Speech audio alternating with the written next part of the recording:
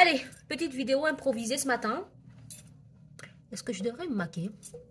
En fait, j'ai la flemme de me maquiller et heureusement que ma peau est exceptionnellement éclatante aujourd'hui parce que j'ai vraiment la flemme de me maquiller. Bien sûr, mes pores ont toujours la taille d'un petit bébé. Je vais quand même peut-être mettre du rouge à lèvres parce que faut pas non plus abuser, hein. Alors, en fait, j'ai décidé. Personne, absolument personne n'a demandé cette vidéo. J'ai décidé ce matin, sur un coup de tête, de vous parler d'une de mes passions, qui est le K-drama. Parce que, quand tout le monde, en fait, depuis 2020, je suis aussi tombée dans le K-drama. Et depuis, je vous jure que je suis quelqu'un qui peut finir 3 dramas par semaine. Et du coup, je me suis dit que je suis tout à fait légitime. En fait, j'aimerais vous donner mon top 5 de mes dramas préférés de tous les temps, mes dramas coréens. Est-ce que c'était pas mieux avant? J'ai l'impression que c'était mieux quand j'avais pas de rouge à lèvres. Bon, enfin bref. Bon, vous n'allez jamais deviner mes 5 dramas préférés de tous les temps. Donc, je pense qu'on va directement commencer par le numéro 1. Mon drama préféré de tous les temps, c'est Mr. Sunshine. Mr. Sunshine, pour moi, c'est un chef-d'œuvre. Moi, quand je regardais Mr. Sunshine, je me suis rappelé, moi, au fait, les films, les séries et tout ça, c'est de l'art. Parce qu'il y a des scènes, on dirait de la poésie, les gars. On dirait de la poésie. C'est un truc de... Bon, ça part dans tous les sens. Il faut que... Je vais d'abord vous parler de quoi il s'agit. Donc, premièrement, l'histoire, en fait, se passe au moment où la Corée est sous l'occupation japonaise. Donc, c'est un tout petit pays qui est très affaibli. Il y a un empereur, mais bon, voilà, il est là pour la déco, il n'a pas autant de pouvoir. Et ce petit pays, voilà, il y a beaucoup qui le convoitent. Il y a la Chine qui est là, il y a les États-Unis et il y a le Japon. L'histoire de notre héros, en fait, c'est un esclave, un enfant d'esclave qui a fui la Corée.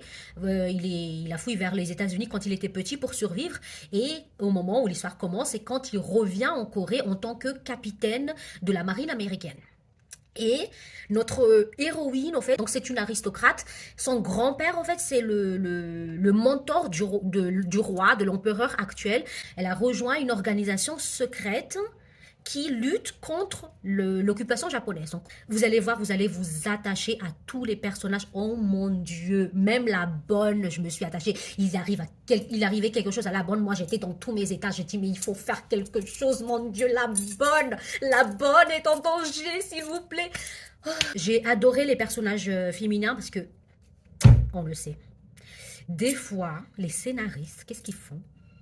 Ils vont essayer de mettre en danger le personnage, l'héroïne, juste pour que le héros vienne la sauver. Et je trouve ça insupportable. Dans Mr. Sunshine, les personnages féminins sont des badass. Mais des badass, moi je vous jure. Et ça n'enlève rien le fait que les personnages masculins aussi sont aussi des badass.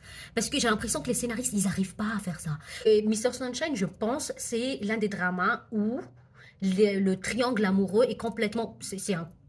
C'est plus qu'un triangle amoureux, en fait. Il y a 3 hommes qui aiment la même femme. Et c'est la première fois que je vois dans un drama où ça a un sens. Que c'est que les 3 personnages l'aiment. Elle, moi, si j'étais dans le drama, je l'aurais aussi aimé. Tiens, donc. Parce que Aishin, franchement.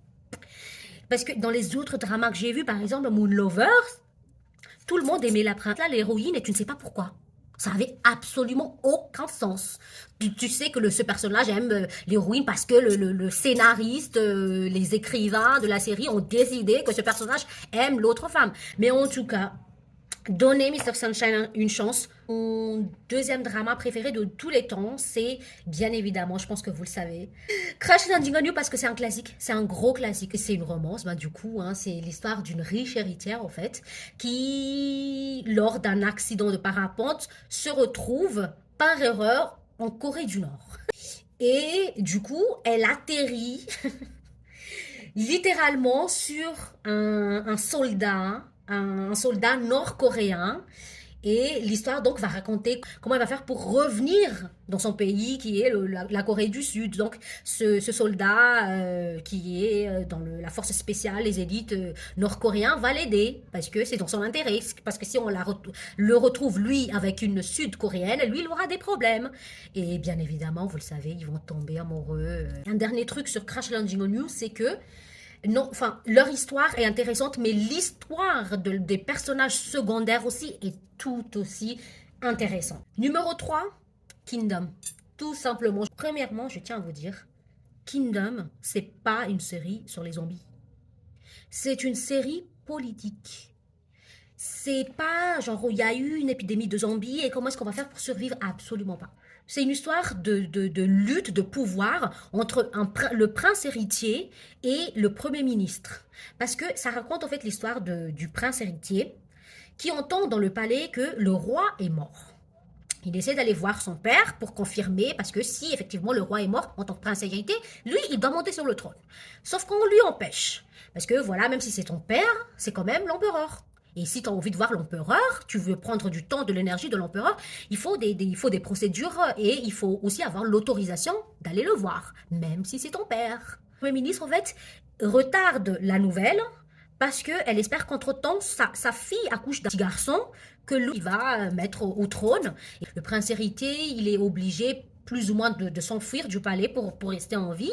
Et c'est sur sa route en fait, qu'il apprend que en dehors du palais, il y a une étrange épidémie qui se répand, qui fait que les morts ne meurent plus. Les morts se lèvent le soir pour manger les autres personnes. Et quand il était dans le palais, il était trop occupé à rester en vie. Parce que quand tu es prince héritier dans le royaume, tu peux mourir très très vite. Parce que les opposants à côté, ils vont essayer de mettre quelqu'un à ta place. Et ce qui fait que c'est quand il sort du palais, qu'il est confronté à tout ça, en fait, ce qu'il réalise, je pense, le poids de ses responsabilités en tant que futur empereur. Et l'histoire de zombies à l'intérieur, ça représente une crise. Ça pourrait être la peste, le choléra, mais ça représente une crise qui arrive dans ton royaume. Comment est-ce que tu le gères? On parle de leadership en temps de crise. Alors, 4, je pense que je vais choisir Flower of Evil. Moi, je trouve que les Coréens, en fait, ils sont spécialisés dans le mélange des genres parce que cette série, c'est une série à la fois, c'est une série thriller, policière, et au centre de l'histoire est imbriquée une très grande histoire d'amour. C'est l'histoire d'une policière, en fait. C'est une détective. Et un jour, il y a une série de meurtres. Les indices qu'elle trouve pointent directement vers son mari. Elle est folle de lui, c'est l'exemple du mariage réussi dans leur cercle. Qu'est-ce qu'elle fait? Moi, quand je regarde cette série, je me dis non, ça ne peut pas être lui. Non. Je me dis non, si c'est lui. Oh, après, je dis non, c'est pas lui. Non, si c'est lui. Si vous voulez une série de suspense du début jusqu'à la fin, regardez Flower of Evil. Numéro 5, ça va être What's Wrong with Secretary Kim parce que tout simplement c'est un classique. Du coup, ça raconte en fait c'est l'histoire d'une secrétaire. Elle travaillait pour un jeune riche héritier d'un grand groupe en fait. Elle travaille en tant que sa secrétaire depuis plusieurs années et elle n'a pas de vie parce qu'elle travaillait beaucoup. Et du coup, un jour, elle décide voilà, de démissionner pour essayer de se consacrer à sa vie. Du coup, il va tout faire pour qu'elle reste. Et bien sûr, ils vont tomber amoureux. Je viens de me rappeler que j'ai oublié le sponsor. Donc, si vous êtes en France ou au Canada ou encore aux États-Unis, que vous voulez envoyer, je sais pas, peut-être un petit 20 € à quelqu'un ici à la famille parce que ça fait toujours plaisir, n'hésitez pas à utiliser l'appli TapTapSend et avec mon code CURLY, vous avez 10 € de bonus sur votre premier envoi. Donc, vous envoyez 20 €, la personne ici reçoit 30 €, tout le monde est content. Ah, j'aimerais aussi connaître les vôtres, votre top 5. Je suis sûre que ça va être très très très différent des miens. Et je vous retrouve dans la prochaine vidéo. Bye bye. Mes porcs n'ont toujours pas diminué de volume. On me parle d'un Dieu qui est juste. Oh là là.